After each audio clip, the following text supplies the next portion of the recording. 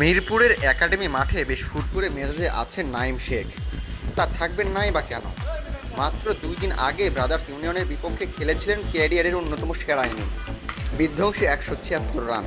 তার দুর্দান্ত ব্যাটিংয়ে ছিল 18টি চারের পাশাপাশি 8টি বিশাল ছক্কা। আগামীকাল লিজেন্ডস অফ রূপগঞ্জের বিপক্ষে মাঠে নামবেন নাইম শেখ। সেই ম্যাচেও কি আরেকটি সেঞ্চুরি পাবেন তিনি?